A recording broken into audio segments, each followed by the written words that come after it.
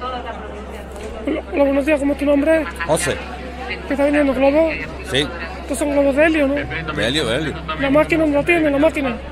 La de solo tenemos nosotros en la furgoneta. Venga.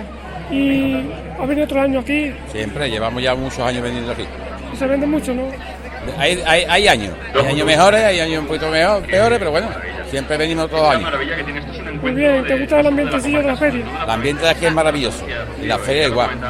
Y ahora después de esta feria, ¿cuál feria vas? ¿Cuál otro sitio? Pues nada, ya esta me parece que es la última que hacemos nosotros ya este año. Ya vienen las navidades y ya descansar.